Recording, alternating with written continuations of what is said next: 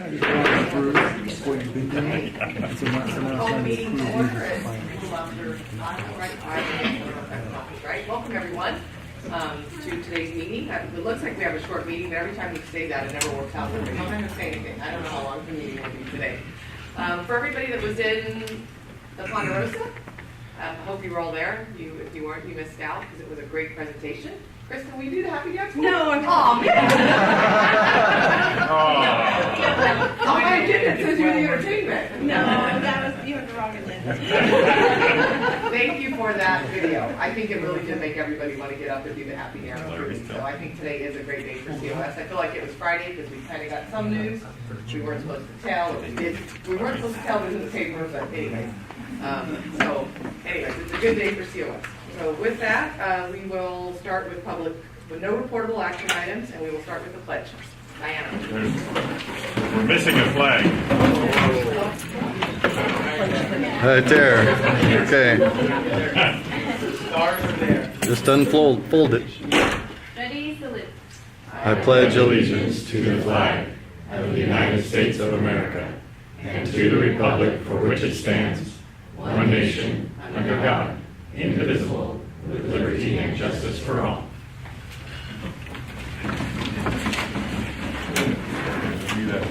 I know you did. Visible.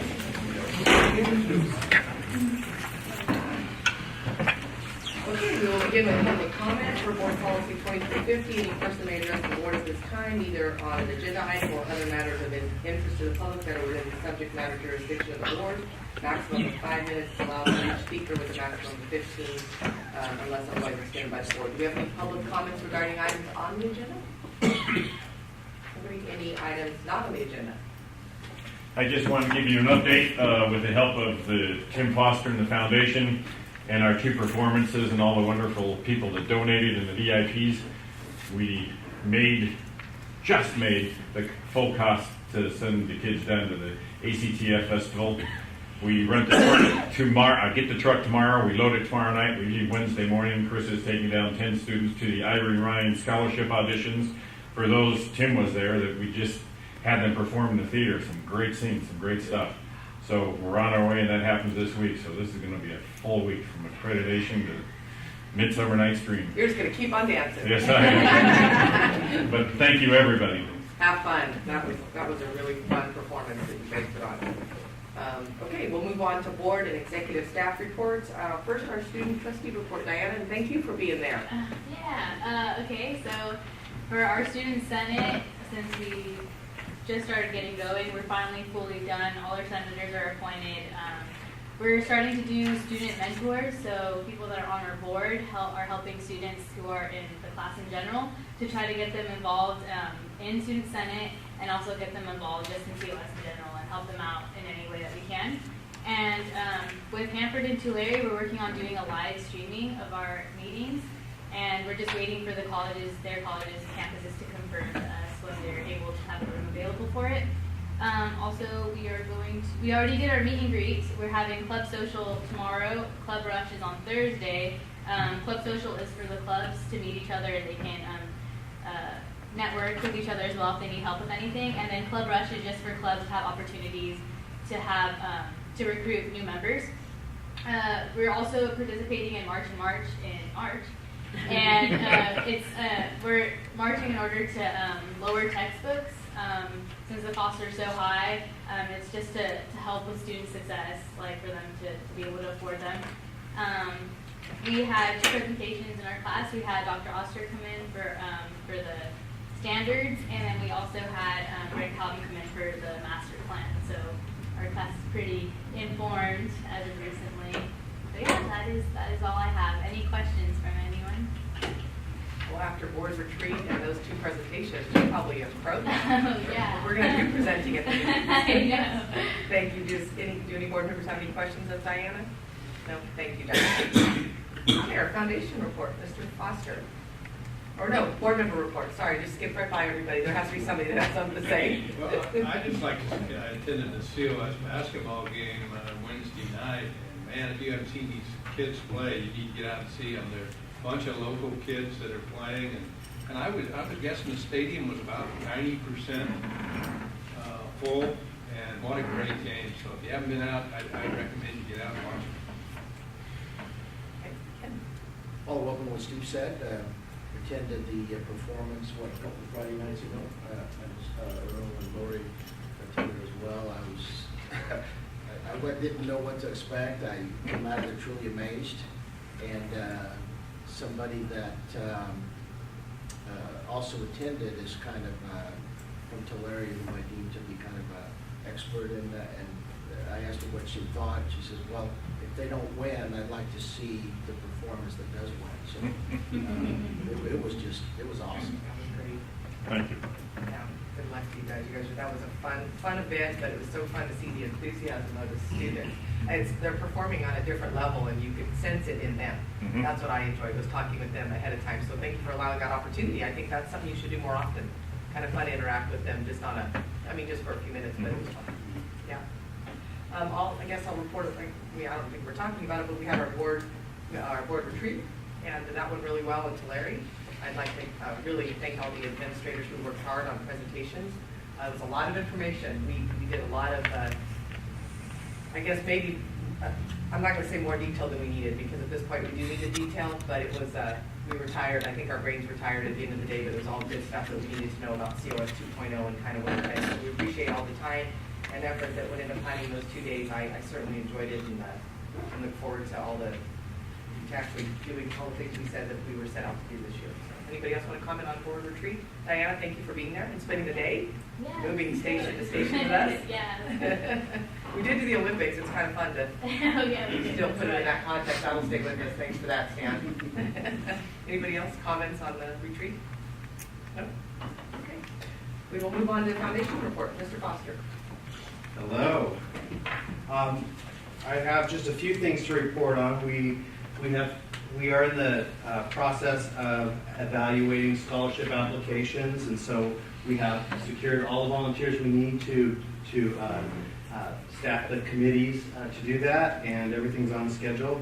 Our mini grant application process concluded with the deadline of January 31st. We had 31 applications totaling just over $500,000 worth of proposals. So with $105,000 available, we've got some deciding to do. But it's very exciting. It's exactly what we wanted. We wanted to be able to articulate more need than we had the current capacity to do, so we can go out there and really go find the capacity. And we should expect funding approval and announcements shortly after our March 25th Executive Committee meeting.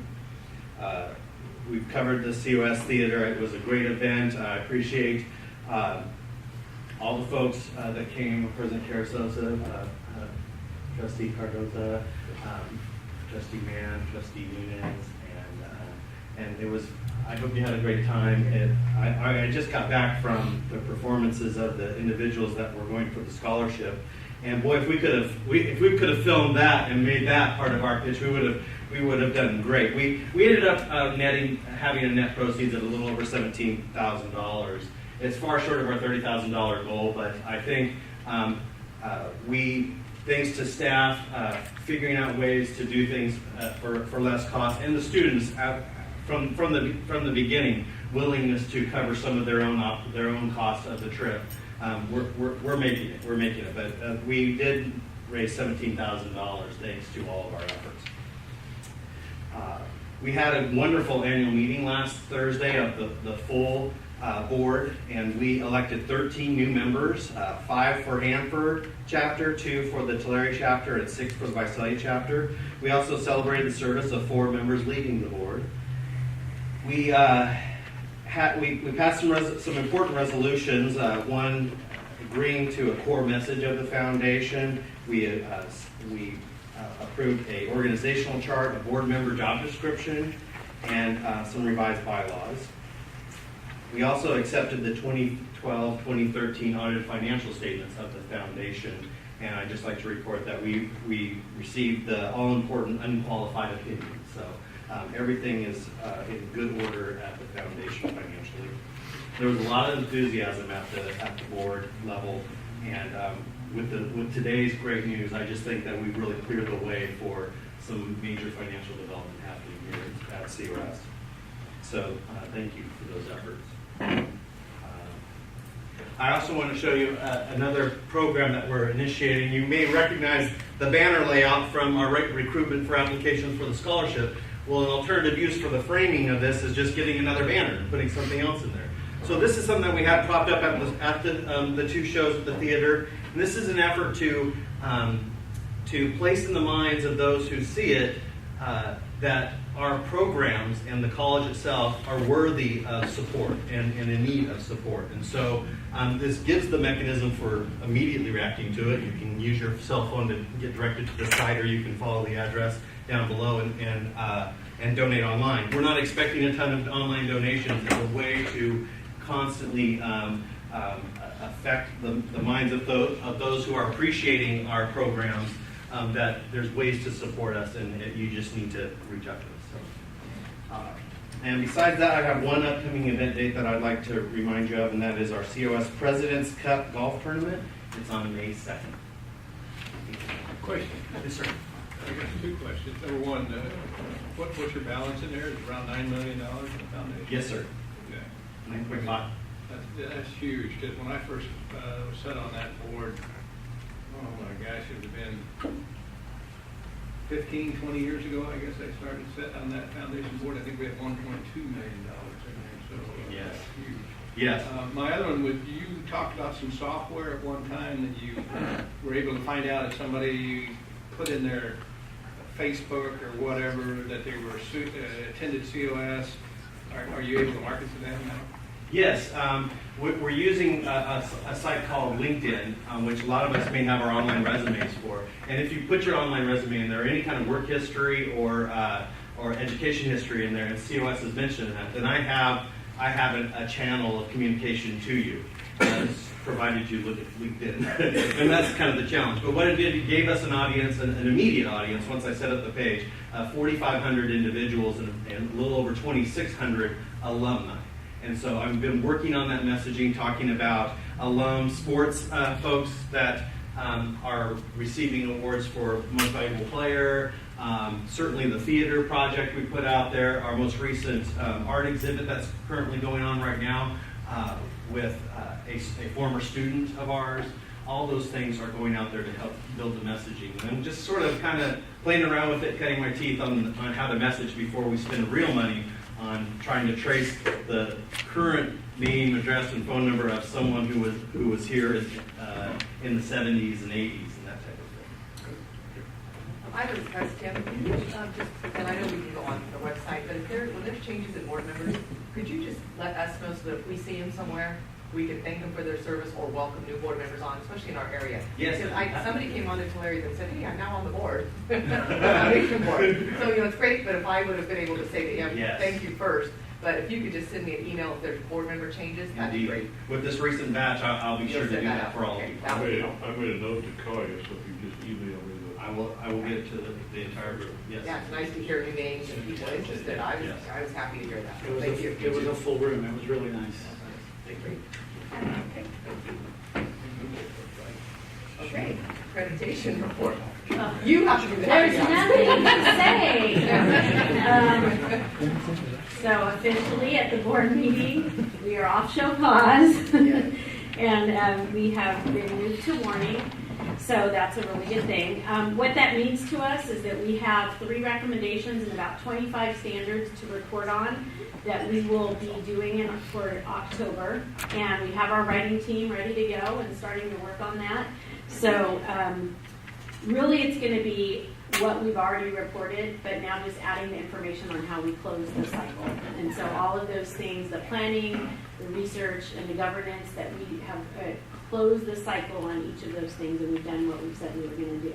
So this weekend, on Thursday, Friday, and Saturday, our accreditation writing team went and spent the weekend or the 3 days in San Diego for an Academic Senate Accreditation Institute, and we got to hear from a lot of different colleges and hear about the work that they're doing on accreditation. We got the news on Friday about our status, so we got to celebrate together as well. But it was great because we were sitting with Cuesta College, and they've been about a year ahead of us in this process all the way through. And I don't know if you remember, but about a week after we got the news of our show cause status, Stan and I, along with Christian Anderson and Kevin McCusker, went and spent the day with the president, vice president, and the faculty at Cuesta College, and they really helped guide us through this past year. And they were taken, on Friday, they were taken off sanctions completely and reaffirmed. And so we see that in our year ahead future. We're very excited about that. One of the things I'd like to do is, if you remember in December, we introduced the 6 members of our writing team. And today I would like to introduce the 6 members of our evidence team. If you look before you, the binders that are across the table, those are the binders that our evidence team put together. We decided that not only did we need an electronic version of everything, we wanted a hard copy backup. And so this is Conti C up there. You need a bigger ladder. That's what they look like height-wise, and now you can see them in front of you. But every single document that we had in electronic version, this team also put together in a hard copy that you see in front of us. And I'm telling you, when our visiting team entered and saw that, they were pretty overwhelmed. Not only that, but they had really good access to the data because of this team. They were able to get everything they needed in advance. Ken and I was discussing this when we sit down here and said, oh my God, we're not ever going to get out of here Every single one. So if Superintendent Carasosa could come down, we have some certificates, and I'm going to invite each of them up one by one. So the first person I think is not here, Joni Jordan. She's here. She snuck in. Joni Jordan, come on down. She was on our evidence team. So I want to say an official thank you to Joni. And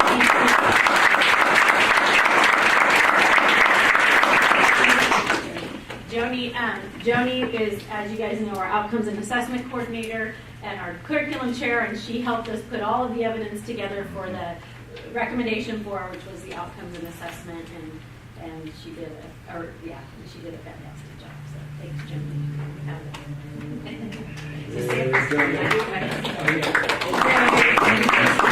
Okay, and then over in the corner also is Ryan Barry Souza, and so Ryan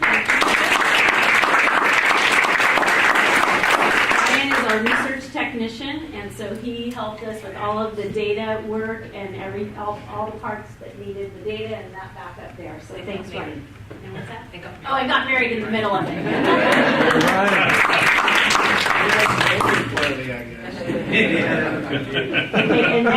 Annette Gold is my administrative assistant, and Annette worked on recommendation 7, right? 6, the financial one, right? Or 6, yeah, okay. Annette, so Annette, thank you, Annette.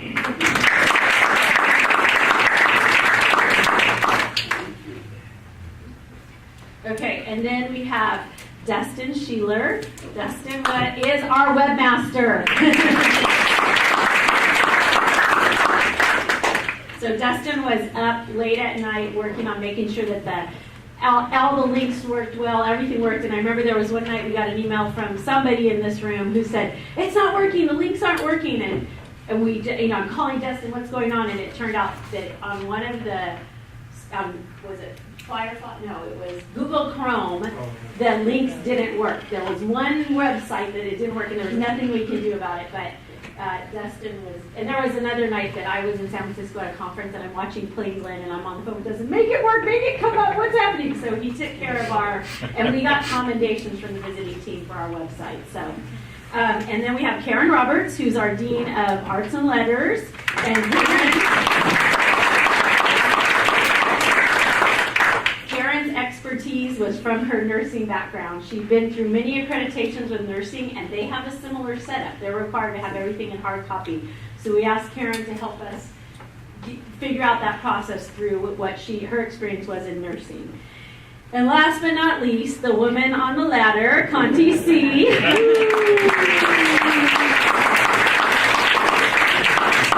Conti is a part-time person in my office who came on full-time through this whole thing. She started and we dumped it on her. Literally dumped it on her. She had no idea. She's brand new to the college.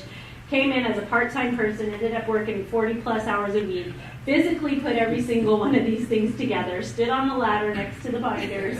She worked with Dustin nonstop on the website. She's an all-around expert on all the things, and so we really, and not only that, but helped us with Kristen and I in the middle of the night, texting her stuff about the report, was helping us figure out viruses and problems and issues with our report. So she's been a superstar, and we just really appreciate it. So thank you to all.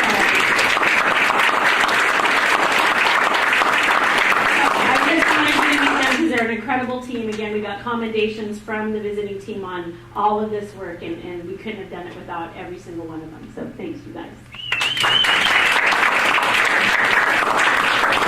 Jennifer, just for sake of clarity, does that team kind of stay intact and the binder just keep going, or do you add to each of these now? What happens now? So that's the process we're working on now, and that's what the team that went up on. Thank you, everybody. Yeah. And yes, they're going to sneak out because some of them would like to go home. Some of them have very little children, so they're going to head out. So what we're going to do is, that's a process we're going through right now, is figuring out how we're going to do the next steps. Now that we know what's required for the next report, we're going to figure that part out. But in most cases, I think we'll just be adding information here, but then we'll have new sets of evidence for the new report. So there's an electronic copy of everything and a hard copy of everything. And so we'll be working on starting I think Friday we meet for the first time. We've been meeting, but Friday, now that we know what the workload is, we'll be doing that. So it's ongoing. It's a never-ending process from here on out. And we already were talking today and yesterday and Friday about in 2018, we have our next full report, our 6-year report, and we're already talking about how are we going to start getting that evidence now, starting now for that 6-year Yeah, I would report. think it's ongoing, so Yes. so you don't have to just provide evidence when they come and they say, we haven't seen it, now go get it. You would like to have it when they come, I guess. is what I'm Exactly. trying to- Exactly. I think the beauty of what we're trying to do in COS 2.0 is to have systems and structures in place that have regular intervals of documentation, annual, some cases biannual, in some cases quarterly, and in some cases every month. Things like minutes of academic senate and district governance senate are just ongoing artifacts now, archived, ready to go to submit into this process, along with the other committee work that we do, the annual cycles of review and evaluation. So we'll build on these and modify them a little bit, as Jennifer said, and then we see them as just standing fixtures now. If we do this a little bit at a time as we live life every year, it's not as overwhelming at the end. Yes. Yeah, that looks like an awfully lot It of, was evidence gathering a here. lot of work. And like I said, and then in addition, every single document was scanned and put on the website. And then there was a whole tracking system of how to figure out, if you only want to put the annual report on the master, or the annual report on the strategic plan, or one of our manuals in once. So how did we had to cross-reference it every time it was mentioned. So there was a lot of background work on trying to figure that out. Yeah, So, no kidding. I think you guys changed so many of these documents, Yeah. the ones that were being updated anyway. Exactly. And those have to be updated. Well, congratulations. thank you. Any other questions? Yeah, Jennifer, Yes. what Greg failed to say about these binders was that we had agreed that he would be in charge of the white binders, Oh, okay. and that John and I would take the black. And just so you know, those ones at the end, we had every division pulled every single syllabus from the fall and put them into a binder. So that is actually work from our division chairs, and they each had a binder due to us so that we could show that we had our student learning outcomes in our syllabi. Now that I look at it, you got the black one, I'll take the blue. That was a small division of it. Yeah. Okay. Thank you very much. Thank you. Okay, moving right along to our superintendent president's report. Mr. Carruthers. Well, I'd like to defer my time tonight to another special event whenever we have the opportunity to bring on new faculty and introduce them to the board. We're excited about that. So I'd like to introduce first our Associate Dean of Physical Education, and that's Mr. Brett Davis. He's going to introduce our newest member of the Physical Education Athletics Department. Nice tie. Yeah. Thank you. Good evening. It's my pleasure and my privilege to introduce Joe D'Agostino. as our new full-time tenure track faculty member and an assistant football coach. Just a little bit about Joe. He's a Hanford native who went and graduated from Hanford High School before going on to Fresno State and played football and got his education at Fresno State. Joe has been a college coach and a part-time teacher for some time now, for well over a decade, as well as working in the Hanford Unified School District as well. Needless to say, our division is really excited not only that we got a great football coach, but we also got a great instructor for our division. One thing that's already impressed all of us is that Joe has already, he wants to learn a lot about the college, and he's already joined the scholarship committee as well as the ELI committee here on campus here in his month or so that he's already been on with us. So without further ado, Joe D'Agostino.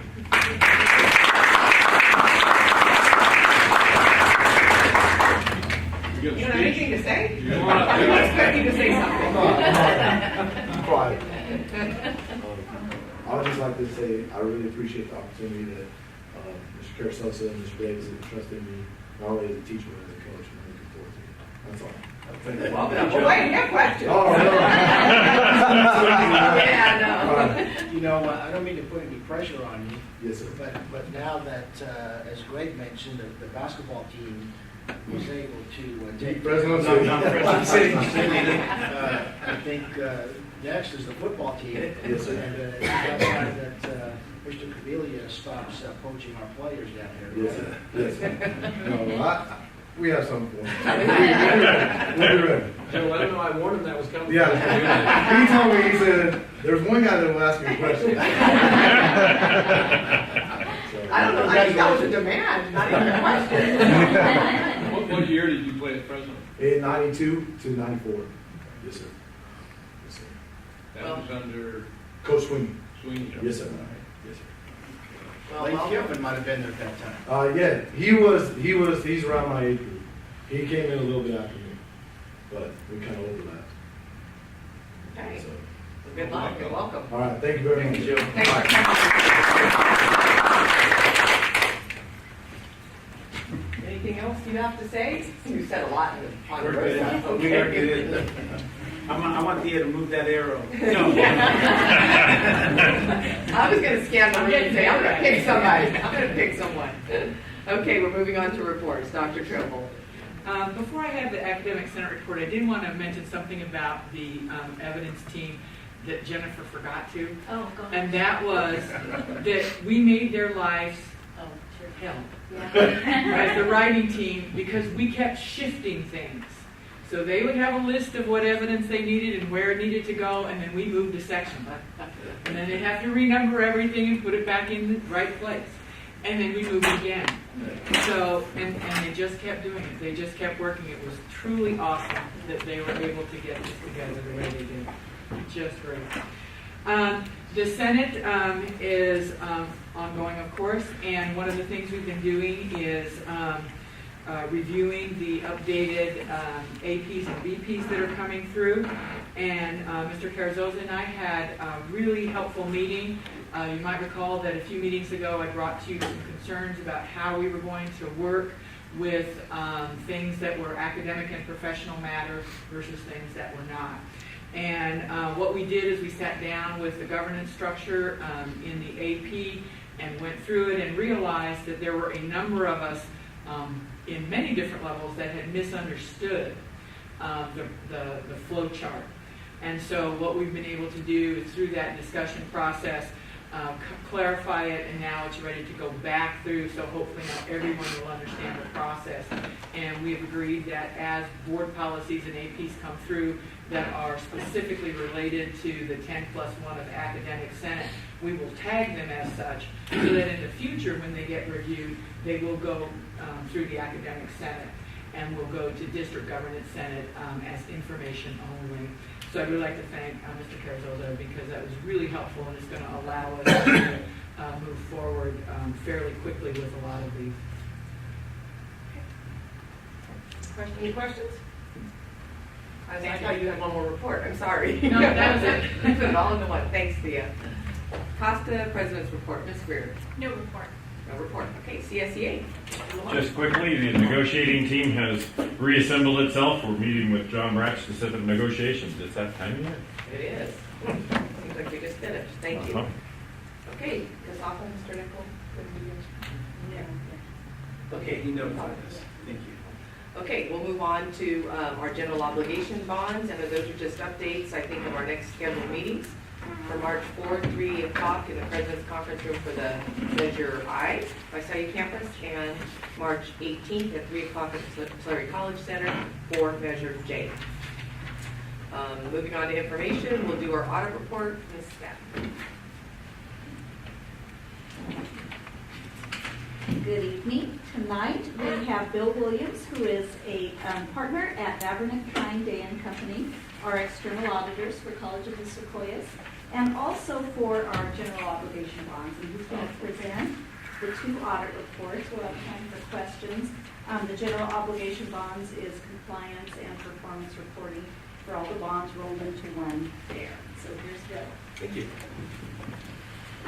Good evening again, board members. Nice to be back. I'm happy to know that you're my first of 5 board meetings in the next 3 days, so I'm fresh today. Questions all over me. Once again, you're required to have an annual audit of your financial statements as well as federal compliance and state compliance. And when I get to those sections, I will give you the good news. I don't want to ruin my whole presentation by giving it all to you right now up front. But there really hasn't been too many changes. There's been a few terminology changes in the audit reports this year, and when I get to those, I will kind of bring them to your attention. Nothing real major. The organization of your audit report has not changed from the prior year. Again, there's just been some terminology changes. But I always do like to start off by highlighting the only section in your audit report on pages 5 through 13 is on the district's letterhead, and it's the management discussion and analysis. That's really kind of meant to be a cliff notes to the audit report itself. A lot of the text and information and budget assumptions, we worked with the business office to put that information together, but the tables that have any financial information on them, we usually go ahead and put those together for the district, and they double check those figures just to make sure everything's kind of agreeing with the audited financial statements, otherwise it's kind of worthless. But again, that section is on pages 5 through 13. And then right behind that, are your main financial statements. And just one thing to always keep in mind when you see these on pages 14 and 15. 14 is your statement of net position, which is one change. It used to be called the statement of net assets. So now anything that says net assets is called net position this year and ongoing. It makes a little more sense. But also, anytime it says net position, it is talking about the district as a whole. When you do your budgets or your interim reporting, your quarterly reports, you're dealing with the fund side of things, your general fund and all the other funds in the district, the construction funds. But for your main financial statements, those are all combined together. So the cash balances consist of all the funds, again, combined. And you will also see on here that you do have your fixed assets in the district, which are obviously increasing due to the bond issuances. And your long-term obligations are also included here on this financial statement. There wasn't really any large changes. The construction did kind of slow down during 12-13. I believe looking back, there was about $9 million of additions. We were talking probably 30-40 the last couple of years going forward when the construction was really ramped up. So that's slowed down quite a bit for 12-13. The district's investments are on page 34. Behind those financial statements are the notes to the financial statements, and that's where you'll see more information on where your investments are, which I'll discuss just here in a minute, as well as where your receivables, who they're due from, and your accounts payable, who they're due to, vendors, or salaries. But on page 34 and 35 there, you will see the vast majority of your investments are obviously in the county treasurer's pool. There's about $5 million in your GASB 45 trust. That is your irrevocable trust for your OPEB obligation. That is a very good thing to have sitting there. Doing much better than it did 5-6 years ago. Everybody kind of lost half their money in those things, right? Everybody, mainly the colleges are funding these. The K-12 districts just are not, but it was terrible timing when that started, because right when it happened a couple years later, they really took a hit, but they've come back now. Your debt, obviously with the general obligation bonds, is a very active sheet. It's a full page on page 41. There are a couple certificates of participation that are pretty minimal at this point, that are still outstanding from 02 and 04. all the way down, pretty much all the way to the bottom of that schedule there are the general obligation bonds. Now, I had mentioned this last year, but I do it every year because it is a common question. That when you see an addition in that column there, it is not that the district went out and issued more bonds necessarily. When it's an odd number addition like that, those are related to the district's capital appreciation bonds. So, for instance, your Hanford Series B bonds may consist of normal bonds where you pay interest annually and then you pay the principal when it matures. There's also capital appreciation bonds rolled into those issuances. And every year, those bondholders are earning interest on the bonds that they have. That interest is not paid to the bondholders. Therefore, it gets recorded as a long-term obligation on the district side because you're legally obligated to pay it at that point. Those are the additions this year. There were no new bonds issued in 12-13. I just didn't want you to think that the business office was kind of undermining things here and issuing bonds without anybody knowing. That's totally related to the capital appreciation bonds. Really not worth issuing that much, but those numbers are going to keep increasing. So you'll see those year after year after year, and I'll probably just remind you about that as well. I did mention your GASB 45 trust again. On page 53, there is a summary there of the activity of your OPEB net asset. The net asset balance is offset each year by the annual required contribution, and you will hear that when you get your actuarial studies done every 2 years. The annual required contribution is the amount that that obligation or asset, in your case, the asset would decrease by each year if it is not funded. Now, for you to fund that with a contribution, it includes the current retiree premiums paid during the year, as well as any contributions into the irrevocable trust. So those two numbers are together. Sometimes you may put some money into the trust and you're thinking this number is real high for what we think our retiree benefit premiums are, but this number is both combined. That counts as a contribution. Bill, are you referring to the $1,294,000 on that page? Yes, the very top number is your ARC. That is your annual required contribution. So that's again, both current and retired and retiree. That is the obligation that they're adjusting that asset by, they're reducing that asset by. So if you don't make current premiums plus a contribution to the trust for that amount, then your asset's going to decrease. If you had an OPEB liability, meaning that you hadn't funded it in the past, or are not funding that number annually, your obligation would also increase. In this case, you have an asset because you have contributed to that trust. The contributions made number is the negative there, the 1.1 million. That's the number that offsets your ARC. So you've made retiree premium payments, you may have made some contributions to the trust. That's the number that reduces that ARC. So in essence, it's increasing your asset this year by $222,000. All right, so you're in a good spot. So again, let me just, for my own clarification, the $1,139,000 represents actual premiums paid plus contributions to the irrevocable trust. Exactly. So if you take that 1,000,001, if your ARC was the same number, your net change would be zero. Your asset would not change and your liability would not change if you had a liability. In this case, this district does not. So you're ahead of the cumulative impact of those annual required contributions for your OPEB obligations. And correct me if I'm wrong, we're showing the actual funded amount of the OPEB as an asset, but the actual liability is not reflected on the balance sheet. Is that? It is net. Exactly. Is there some talk of booking that liability at some point under? You have booked the liability, but in this case, you've overfunded what the liability would be at this point in time.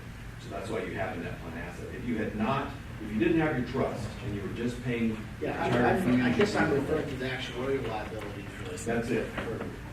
It's in here. So that's the number. Exactly. Right, and you just contributed over and above what that annual liability is. Your contributions have been over and above that number, which is why you have a net asset at this point over the years, and this just keeps accumulating like this. The district, obviously, you know about the 50% requirement. The district was above that at 51.5%. That's on page 68 is the final number. This schedule came in your audit report last year. Chancellor's office required it. We always had to audit it, but they actually want to see it in the audit report now to make sure all the numbers are balanced and there were no audit adjustments in there. So the district is in a good spot there. As far as compliance goes, on page 82 is called your auditor's results, summary of auditor's results page. This is kind of your cheat sheet to know if there's anything bad behind this page, which there's not. So again, on this page, you really want to see no and unreported. There were no material weaknesses, meaning there was nothing we found wrong in your internal controls that we felt would materially mistake or could materially mistake the financial statements. Your federal awards section has no none reported. Those are compliance related. So this year we looked at, as we usually always do, student financial aid cluster. We looked at the Trade Adjustment Assistance Community College and Career Training Program. TRIO is in there, and the VOCAD program was in there. And those kind of rotate through. Financial aid usually always in there just because of the size. It's so large. But we found no issues there. And on your state awards and compliance, there's areas there that we have to look at, and there were no state compliance findings in any of those areas too. So those departments are doing a very good job. And I'm sure the accreditation department, they look at that too. I know they look at a lot of reports and the timeliness of those, so it's a good thing to keep these no's and reports all the way down the page. The other change was on the very top line that used to be unqualified on your opinion. That was always a clean opinion. Now it's unmodified, which sounds much better than an unqualified opinion. It's not like you were qualified to do anything. So they made that change this year. Not sure why, but we're glad they did it. And behind that, there really isn't too much information, which is good because that's where your findings would be if there were any.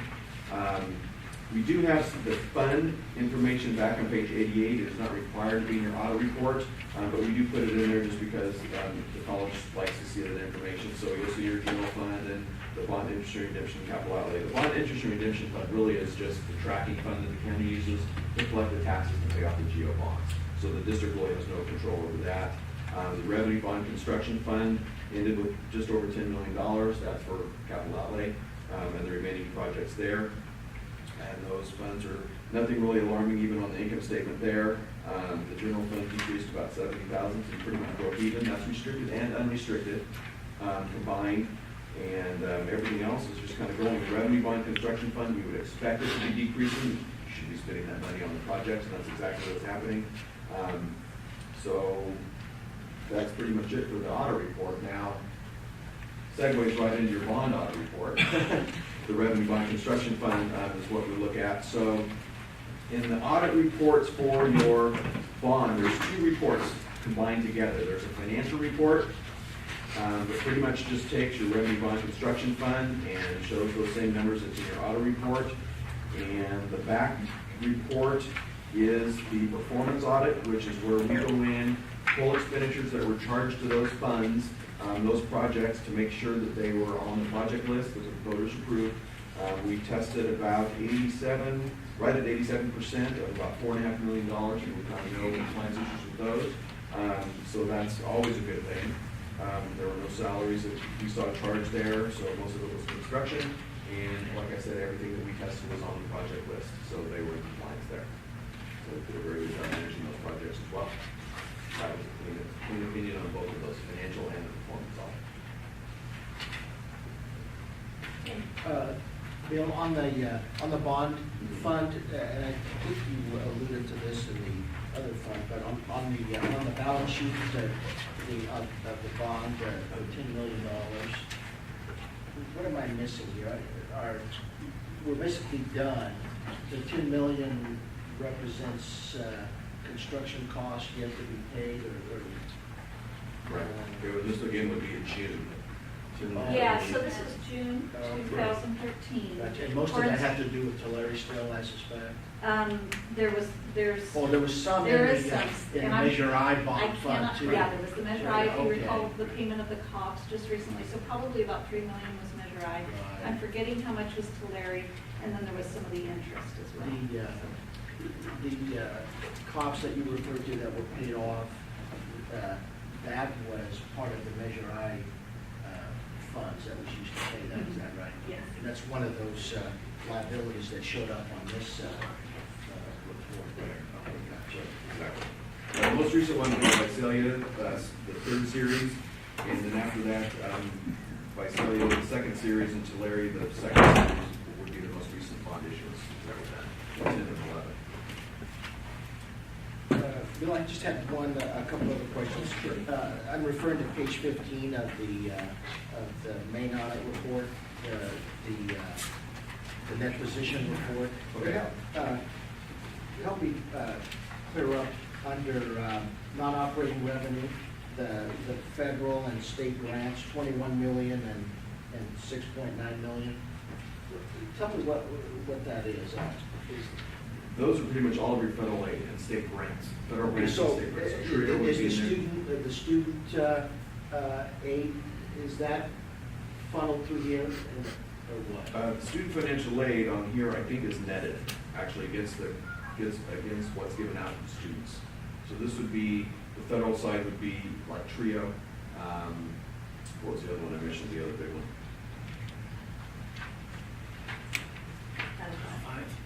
Right. All of those are on page, actually 63. Oh, so there's a breakdown. There's a bunch, yeah. It's a full page of reports. The largest one, Pell, is in there. That's 18 million, that's the biggest. So that's a pass-through, so I guess that's what I, yeah, so that's kind of what I was referring to.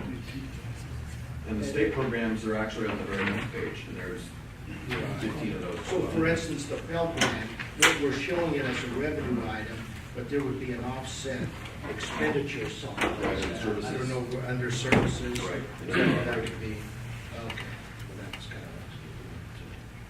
All right, then page 64 has the state grants. Exactly. Okay, well, that's fine. Any other questions? I have a quick question. Sure. Okay, so the auditing report, we do it every year, and it's just to make sure that we're properly using our budget. Is that what it is? Okay. Yes. Well, probably in years gone by, when some of our procedures were not the best, sometimes this party also had a recommendation for changing the way we do things. Okay. And the fact that you're not making those recommendations this time is very Hopefully, they're still not doing anything wrong after we've been in here for a while. So we're not really doing our job either, so it's good. You have good systems in place. You have good staff out there, for sure. Thank you. Leanne, Christine. Any further questions? Christine, do you have anything to add to the audit? No? Okay. Well, thank you. Well, You'll still be fresh for your next one. I know. I mean, we didn't hit you up or anything. You'll be good. Thank you. Okay, we'll move on to our quarterly update. Ms. Miller Hernandez.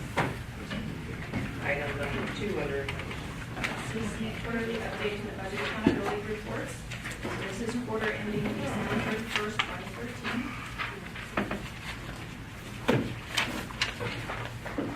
The first report is the monthly report. So you get this monthly on consent. At quarter end, we pull it off consent calendar and we present it to you, just so that we can highlight a few items. What we do here is we're comparing the working budget that we're asking you to approve tonight to what you approved at your January meeting on the 13th. And then we explain any differences there in the comments column. One thing I always like to draw your attention to is the changes in one-time indirect reserve. You see that in the box there in the middle.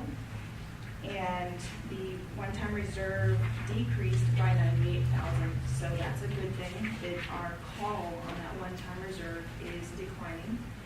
And you see there it's due to the fiscal year 14 Disability Resource Center. Their allocation came in higher than what was certified at advance, and that was an increase of $219,000 to their revenue, so therefore they don't need as much augmentation from the general fund.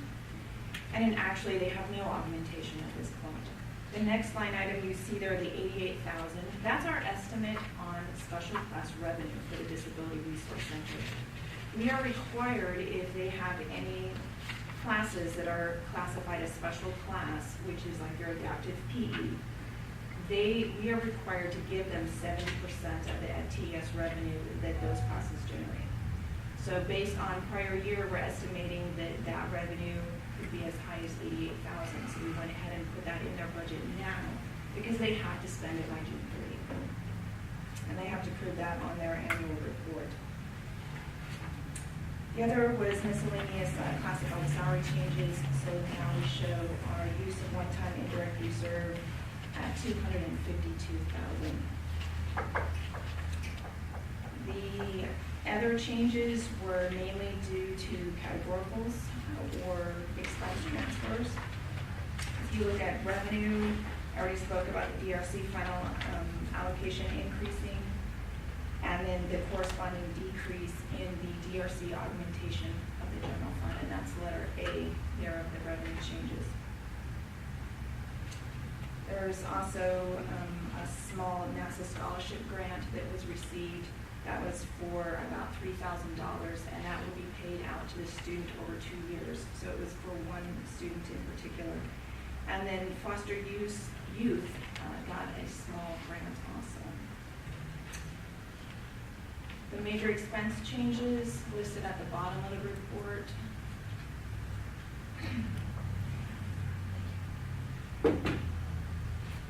Are there B through H, and those are explained there. CTE nursing education expense transfer from faculty salaries to capital outlay, $33,000. Again, the DRC reduction in general fund augmentation. So that was a reduction in expense on the unrestricted general fund. Were there any questions on this report?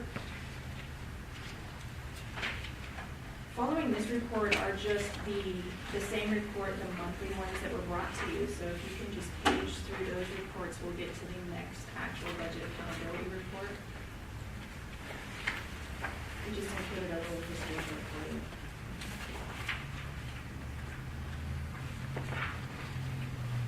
The next report is the annualized revenue projection report.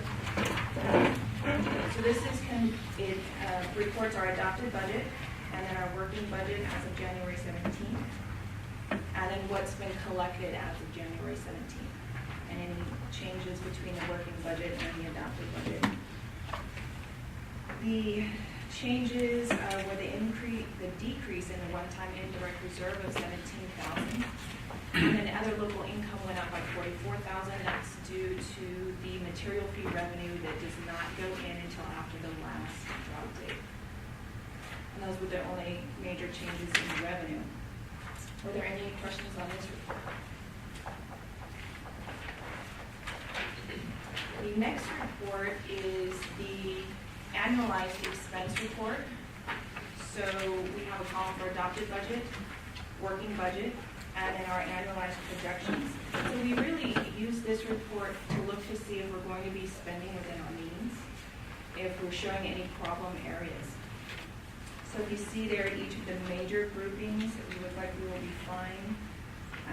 There is a slight overage, $49,000 in faculty overload and adjunct faculty. This is still projections. It's through December 31st at this point, so the January payroll had not hit. So these estimates do change as we see where this semester's actuals are actually going to fall. Were there any questions on this report?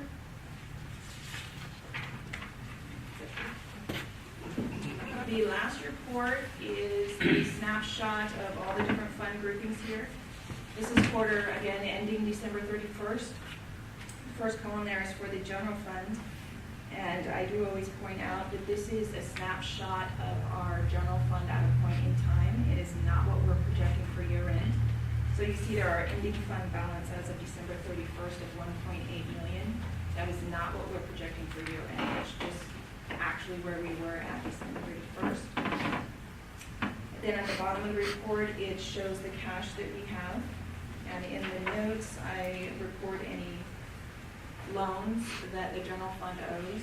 So at December 31st, the general fund owes the Linwood Reserve $2.45 million and the retiree health and welfare of $450,000. Both of these were repaid in January of 2014. So as of right now, the general fund does not owe any temporary loans to any of the internal funds. What I did have to do is I drew down $2.5 million of our TRAN, and that is required that we make a withdrawal by December to prove that we actually needed it. The tax revenue anticipation note is to help us cross over when the property taxes arrive in December, so that that we have the cash flow to cover that December payroll. And were there any questions on this final report or anything that you wanted me to highlight?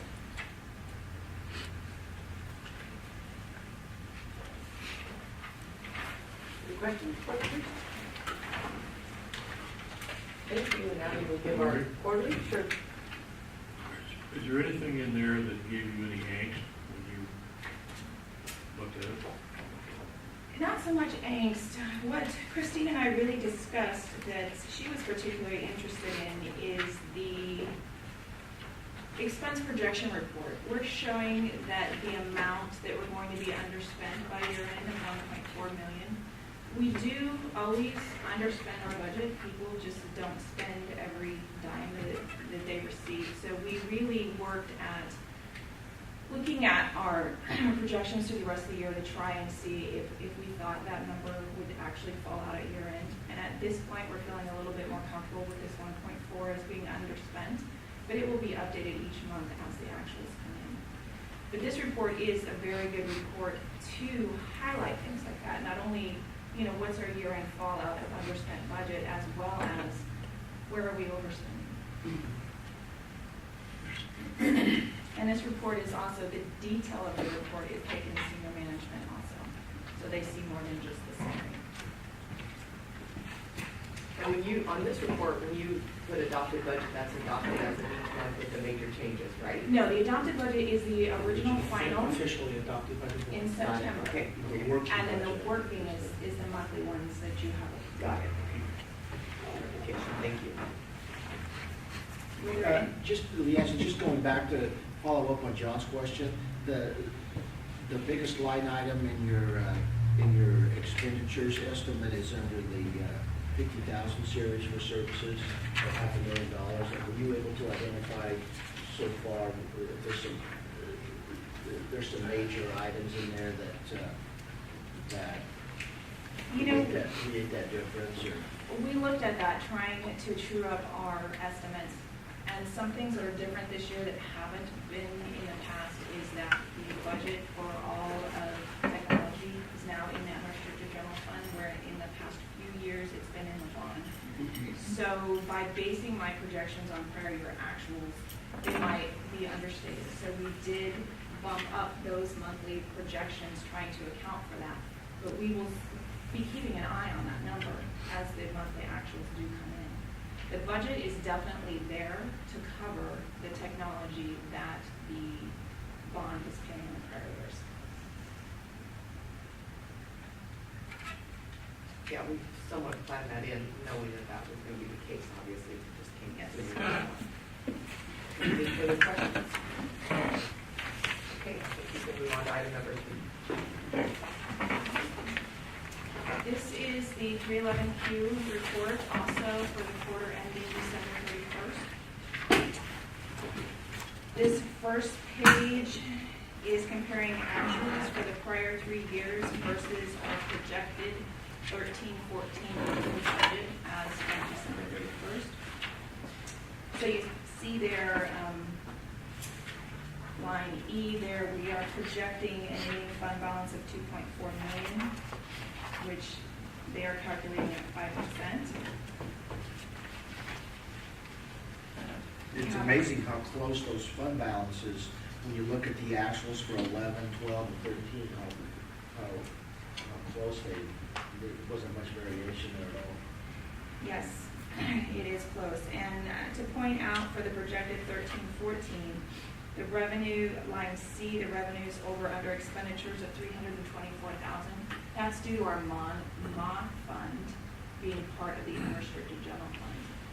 So the MA dollars, when they came in, they fell down to the unrestricted general fund reserve, and they were allocated out to the departments that did the time studies and earned those funds.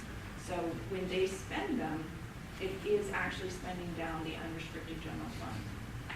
And that's why you see that projecting a decline in the fund balance. Most of those departments don't really spend those funds. They seem to be saving them for a rainy day. Leandra, what's the nexus? I'm trying to figure out we're showing that our fund balance is gonna drop, as you mentioned, from 2.7 to 2.4. Yet on this other report, we're showing that, that our expenditures are under what we projected. We're not quite following the.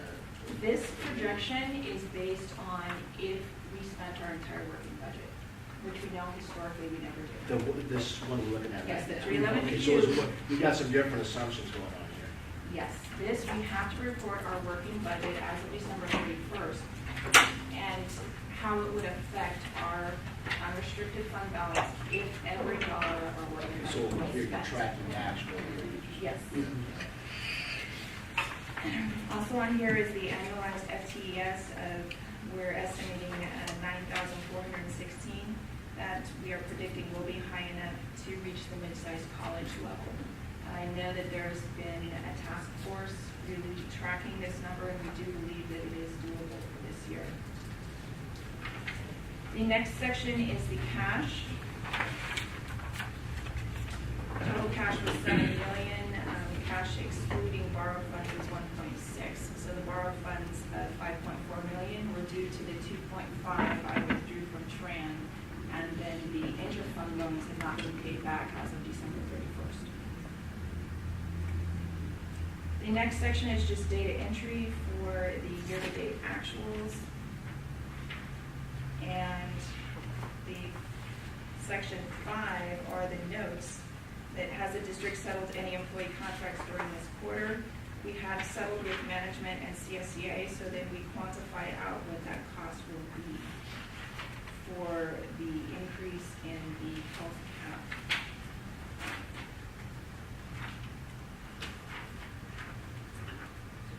Are there any questions on this report?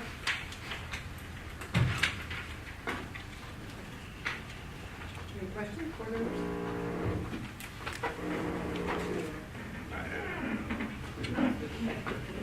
Set your timer, the meeting's supposed to be over already. Thank you, Angela. It's even louder than the rain. Okay, we'll move on to item number 4.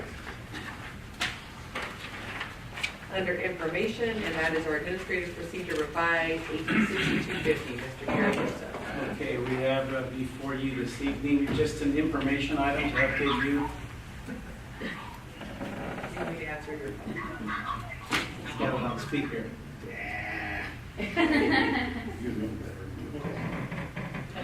We have.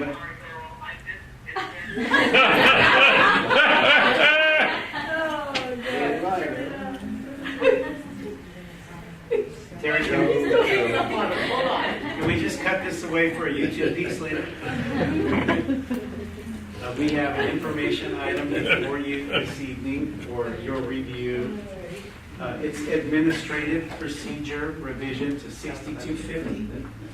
This AP is a pretty simple one that sets forth budget management process. You can see what's in bold is new. What's been through is recommended for deletion. It's gone through District Governance Senate for 2 readings in information and input, and then to Academic Senate for final revisions and approval for submission to the board.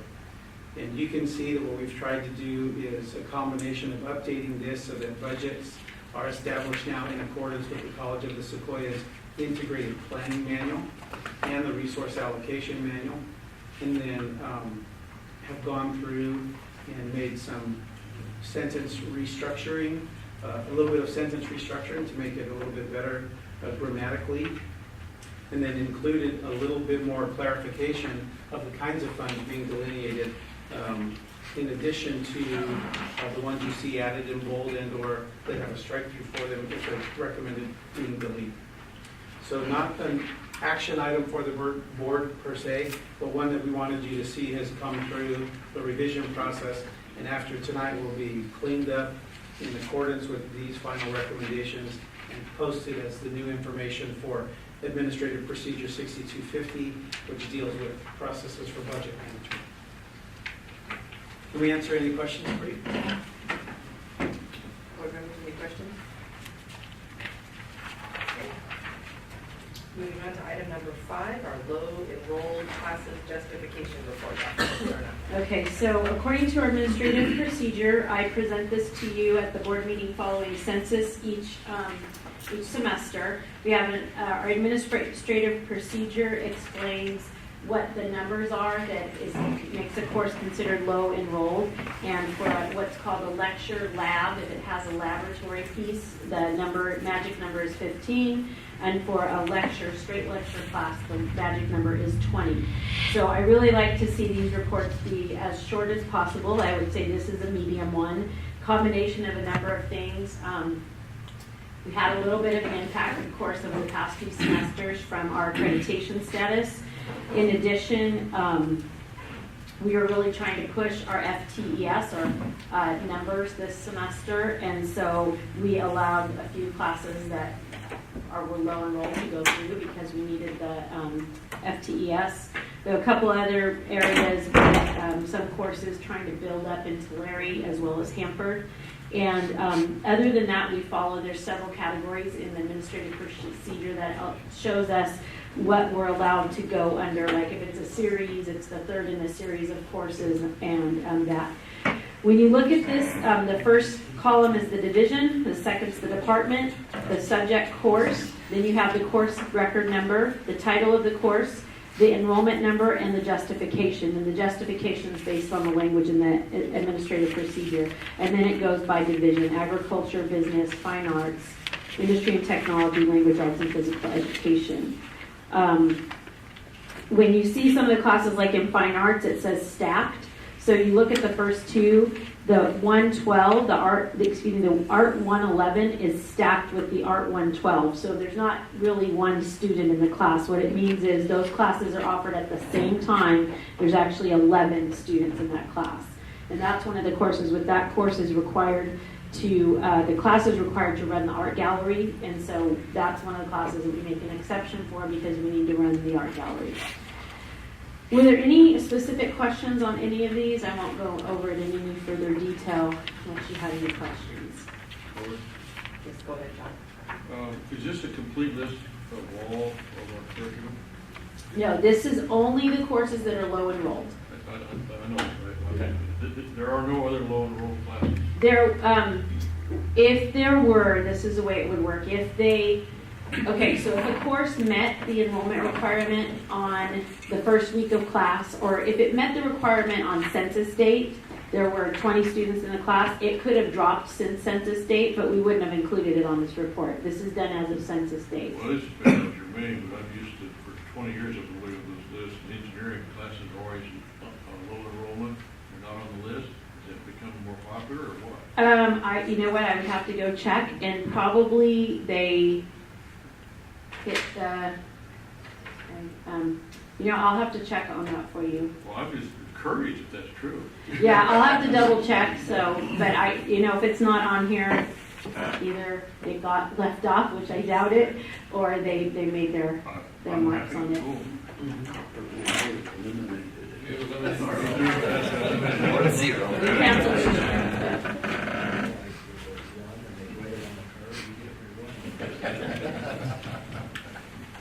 Any other questions?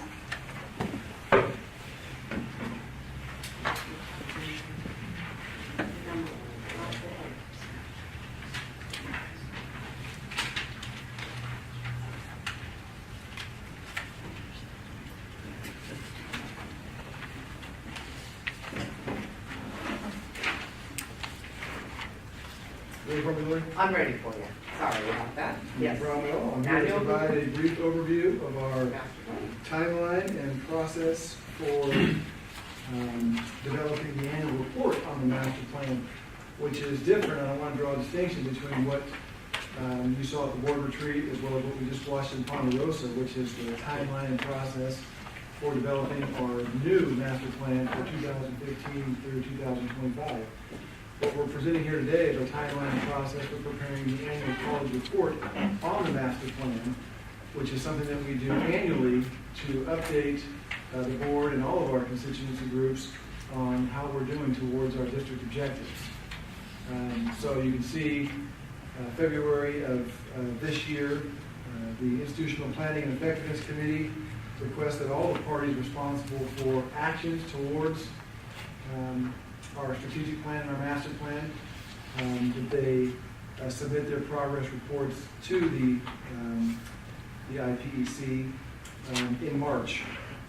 And then the Institutional Program and Effectiveness Committee will essentially take March and part of April to consolidate those reports, analyze the reports in terms of their effectiveness, offer any edits or augmentations to the actions for the coming year, and identify improvements in district policies and procedures that have resulted from these actions. Essentially compile it all into one big comprehensive report for the board. We then share that with several different groups on campus and off, including the board. In May, we get as much feedback as we can, and then we spend the summer essentially editing that report, finalizing that report, so that we can present the annual college report on the master plan to the board at the September board meeting. So, Brent, I'm going to clarify for me here, just a point of clarification. You're reporting here on the plan that's already in place, the one Correct. that's been there, right? Correct. Which is a little complicated, correct? Well, Compared especially- to how we want this to look going into next year. Am I right? Is that a fair statement or not? Well, it is, but it also, the statement now needs to be clarified. Because remember, the complicated strategic plan that existed has been revised as of last year, and we've narrowed it down to 8 objectives. So that's still here though. Those, Yes. those other ones we actually were able to completely, they're not going to be in here at all. Correct. That's what I wanted. Correct. Okay. And if you look Yeah. on the diagram No, I'm behind sure it, then. Brent, yeah, what we talk about is the 8 objectives sit in that strategic plan right now. Yeah. And we're coming around that blue circle, the annual cycle, for a report on the college master plan. When we report on the strategic plan, it's our way of touching base with that master plan that's above it. Yeah. But what you saw in Ponderosa and what we're working on is a Okay. timeline for the next Yeah. generation of that 10-year master Yeah. plan. So those two So things we're right doing now this. happen to be happening simultaneously. Redoing this. Yeah. That's what was upon growth, they're redoing this. And this, the timeline process I just went over, is this right here. Right. This annual college report that we'll do annually. Right. But it is still tied to your reporting on what you were supposed to be doing up in that master plan. Correct. And we're And in actually- last year. And what it's gonna do for what, the way we set it in the planning manual is for the first 2 years, for last year and this year, it's gonna be, the annual report on the strategic plan, because of exactly what you just said. So we're actually reporting on the strategic plan, those 8 objectives from the strategic plan. Starting in 2015, it will be on the new master plan. So we're calling it actually the annual report on the strategic plan for the next 2 years, and then it will be the annual Yeah, report but on the we have to master report on plan. a master plan that's no longer relevant under a new model. Correct. That's what I was trying to clear up. Correct. Yes. Making sure that we don't have to revisit any of that old stuff. No, we're limiting our annual report right now to the 8 objectives we have in the strategic plan. With the new title. I'm good, and that's what I needed. Any other board members have any questions? No? So rest assured, this is what we're gonna be working on, and then you see it again in May, and we'll get your comments at that point. Okay, thank you. Thank you. Okay, we'll move on to consent.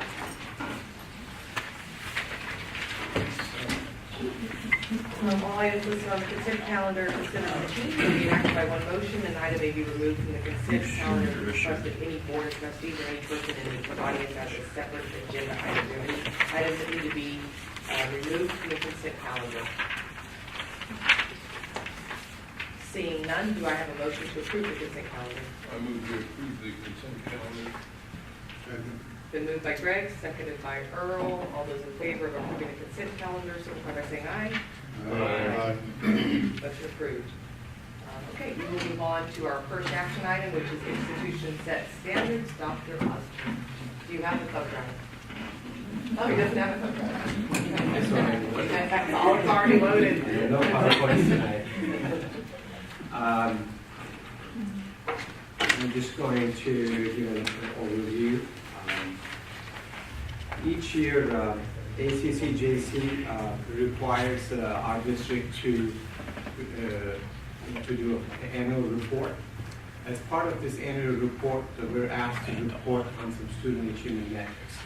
Those metrics are course completion rates, student retention rates, those are fall to fall, and student degree completion, student transfer data, those are transferred to four-year institutions, both in California and out of California, and also student certificate completion. In addition to these data metrics, for the past 2 years, ACCJC has been requiring each institution to set standards, institutions set standards. These are not benchmarks or including goals, so we will be referring to them as minimum standards. In order to set these standards, we developed some guiding principles. They're very short. The first principle is they need to be reasonable. Second principle is whatever we do needs to be appropriate to our purposes. And also, they need to be realistic. We have also developed a method for setting the standards. This is a three-step method.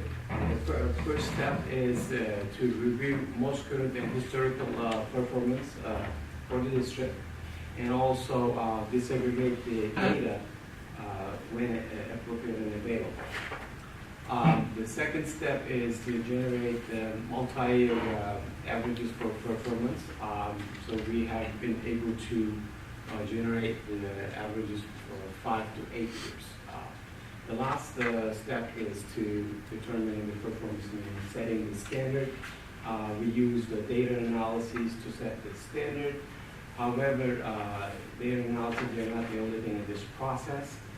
Since this has some level of subjectivity, we have considered the institutional history and context when we were setting these standards.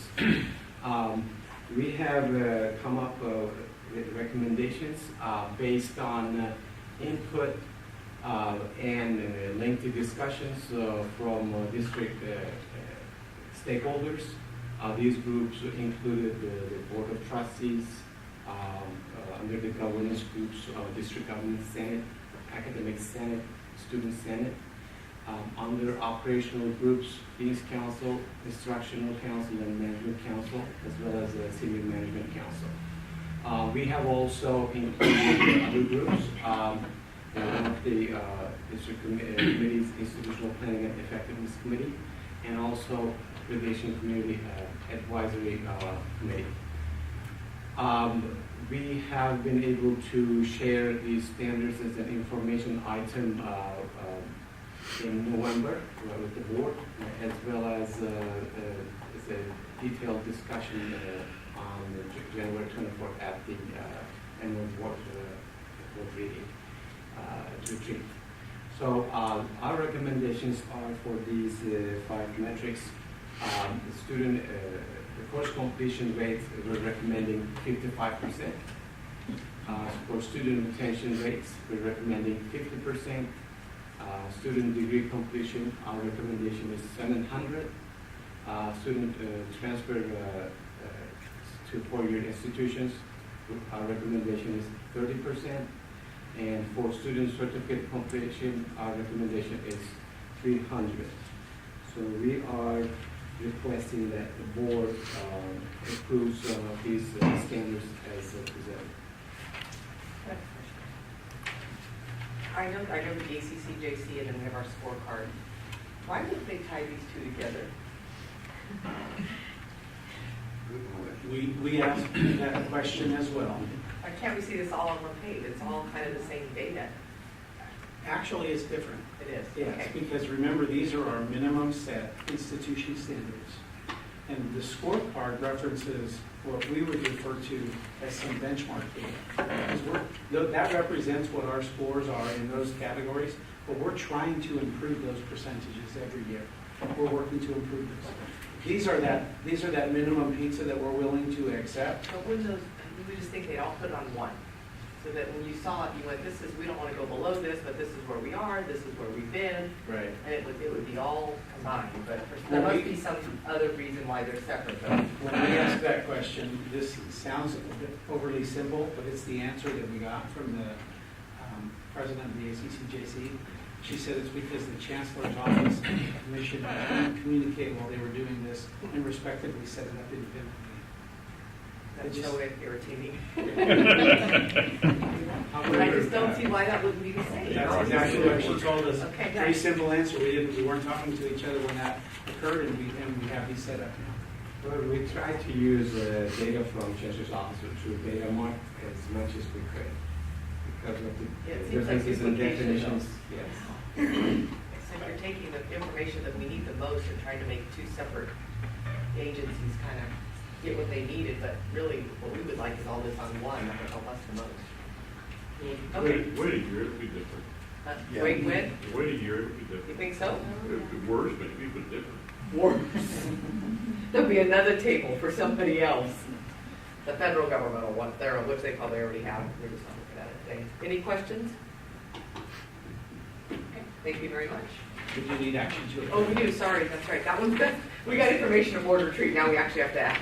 You want to approve the technical presentation? You want to approve, yeah, you want to approve it, yeah. Do I have a motion to approve our institution set standard? Yeah, remembering our discussion at the retreat about the consequences of setting numbers too high, I'm making a motion to approve the staff recommendations.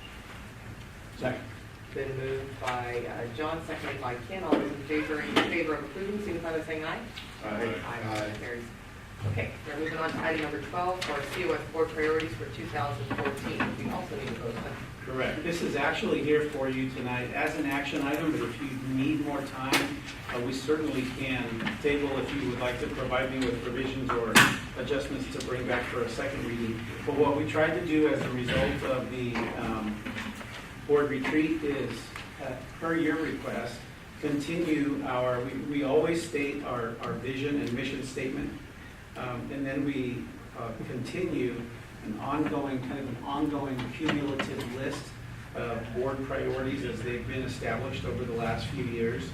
And we talked about some at retreat that we feel have been really completed now. It's nice to be able to put those in the rearview mirror. So they've been removed from this draft. And rather than keeping 3 pages for different years, we put them together and then noted the dates that they were established, so that we kind of have a continuous list now of board priorities for the year. Okay, my only concern with adopting these tonight, Greg, is that you weren't at board retreat. I'm okay with waiting another month, and I just didn't know if we wanted to go through. Dan and I went over them, and I'm comfortable with them. The only question I would have is, and I don't know if it's this point to ask the question, is on the using the Linwood farm money to pay down. Is that part of this? That we're approving the priorities, is that this portion now, or is it coming later? That's kind of under item 5. Well, and so my thoughts were, because we as a board didn't sit and see them side by side and see what we were going to take off, I just thought maybe we could spend some time doing that. I don't know, can we do that in closed, or we have to do it in open? It doesn't matter to me. You can do it in open, and, Okay. and you can take another meeting to do that. These can come back for a second reading. It really is at your discretion. Okay. I'd like to propose we come back for a second reading for those types of questions exactly, if that's all right. Just out of curiosity, has there been any reaction to this from any constituencies and colleagues that have seen it? Only if they took the time to see it posted. We don't publish them, we don't send them out to everybody until you approve them, John. And I think, Greg, to answer your question, what Greg and I did is we got a little bit of time together to meet, so I could debrief in. We took a look at all of the board priorities. We also talked about some of the proposals and recommendations that we'll be bringing to you this spring for ways to retire the Tulare band debt, expend the Linwood farm proceeds, consider those financial items as proposals. They're not specific to the board priorities, but they were on that list of things that we reviewed. And they're touched on in here, or a lot of them are. Under number 5, correct. Lori, perhaps it'd be appropriate for me to share with the rest of the board a conversation I had with staff following our retreat.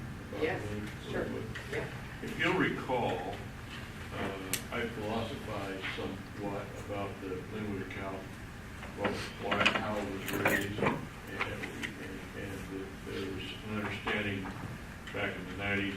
that money was, we're selling the farm, that money was set aside for the farm. And I was down there talking about our thought, maybe it should stay that way. I rethought that position, I called Stan about it. And when we created that fund, none of us had any idea we would ever pass a bond issue and ever get money out of the state for Tulare, and never had any idea we'd ever build it into trade what we did in Tulare. That being the case, I think we could make a case that through other means, the college has fulfilled our obligation to the ag. We passed a bond issue, we got state money, we built the Lamo facilities, and maybe it would be honest if that Linwood money was put into the pot and distributed or not distributed to the college or the Warsaw Trade. It's a little different, quite a bit different than what I said at the whatever we is has spent millions and millions and millions of dollars from sources that we didn't contemplate as being even possible when we set that fund up. Yeah, I agree with you, and So, I do. I'm not trying to talk you into that, I'm sharing with you what I told Stan, and whatever he would do with that. Well, I think that will be coming to us in the next few months, and Right. we'll obviously, as the board has to discuss, and once we see the plan up there, then I think. Yeah, my question was, and I just want to ask it now, my question was if we use that 2.5 million to retire some of that debt, and then the property values increase over there, we'll have the ability to do bonds to repay that money if we wanted to. Is that correct? Correct. But remember, what we need to retire that debt, Greg, is more than the balance you have from the proceeds. No, I understand. So one of the things we talked about was, a combination in waiting until we get closer to the 2016 expiration date of our current debt, and then figure those assessed values, maximize what we could get by selling more bonds, which might mean we have to draw down a little less on the Linwood Reserve. What John was pointing out is that the Linwood Reserve, the original spirit, I think, and intent of the Linwood Reserve has probably been met 2 or 3-fold in what we've accomplished in Tulare. So if we want to use the Linwood Reserve for some of these other options, then that's a possibility as well. And what we committed to do, the reason this priority is on here, if you look at it, number 5, it's that our commitment to you between now and the end of summer is to bring you well-thought proposals for presentations for you to consider in each of those priority categories. Yes, and then we can have those more detailed discussions in this boardroom. Right. In public. One at a time publicly. Right. Jim? Well, theoretically, I agree with John. I mean, I don't agree with him entirely because of the fact that we were under the impression that we would be able to issue up to $30 million. I mean, we got authority to issue $30 million in bonds, and we committed to that and built the facilities, but didn't have, we were only able to issue what? 17 million. 17 million. So we were So that's still short. why, I mean, so there's a little disconnect there in the fact that, yes, we were able to issue the bonds, but at least for the time being, not entirely. So maybe it could be sort of a borrowing from the fund until such time as we're able to, issue more bonds to cover all the construction costs with bonds. Don't forget, we also got $150 million in the state, or 100 something in the state too. Anyway, I wasn't trying to talk you into anything. Since I contradict, I changed my mind about what I said in the street. The only people I told was Stan and Lori, and the Brown Act violation, if I called the rest of them. I wanted to come clean. Well, I can verify, you didn't tell me. Tell me. Well, So it's a conversation for later. It is. This really is setting forth that we agree, bringing those proposals forward is going to be one of our board priorities. So to come back, if at a second reading, I think Lori would give you time if you wanted to do the side-by-side analysis to see those ones that we talked about having completed. We're happy to bring this back for a second reading. Well, and I just don't want it to be misconstrued in any way in terms of, especially on item 5, are we prioritizing what was more important in terms of retiring the steps when we did these sessions, we're all on the same page. So I guess, if we can just be clear that we're lining these out, they're not a priority, we agree to which ones we took off, then it will, the discussion will flow, I think, smoother in the future when you bring these back to us. So, so do I need a motion to move this on, or we don't need to do anything? You just Yeah, table it. yeah, because it's an action item, if we just take action to table it and bring it back for a second reading, we'll re-agenda. Okay, so Or you can't just do that? I think you can. Table and ask that it come back for a second reading. table and ask for that to come back at the second reading. Got it. Okay, move on to item 13. Our district and COS adjunct capital regarding proposals on reopeners. Mr. Brash. Hello. Let's see. In September of last year, the board will recall, we reached a 3-year contract with the CASAFA bargaining unit. One of the provisions of that agreement was that during the spring of 2014, we would have reopeners on salary and one non-economic issue. And so I'm here before you tonight to officially start the sunshining process by presenting both the district's and CASAFA's sunshine proposals, which are attached to your packet. And the purpose of tonight is to officially acknowledge receipt of these proposals, announce to the public that these proposals are available for review in HR Monday through Friday between 8 and 5, and finally to announce that there will be a public hearing at the March 10th board meeting in which the public is invited to come up and say whatever they want about these sunshine proposals. So with that, I would recommend that the board act on what I just got through previously stating about these sunshine proposals. Okay, do I have a motion to approve the proposals on reopeners from CASAFA? Approve proposal, approve sunshine. Approve the sunshine. Second. I didn't get it, did you? Yeah, but I'll make a motion to approve sunshine. Sunshine. Moved by John, seconded by Earl. All those in favor signify by saying aye. Aye. Motion passes. Okay, last item of the evening, item number 14, Dr. Lucerna on curriculum new, modified, and deleted. Okay, then we have a short report today because we were closed during December and the beginning of January. There are 5 courses. They're all modifications for descriptions, 5-year review, unit changes, and repeatability. The second page is, if you remember last year when we had the issues about repeatability, one of the things that we were required to do is to create families for courses so students could not continue to repeatedly take a course, but so they could, in this example, look at drawing, they could take a maximum of 4 courses in drawing.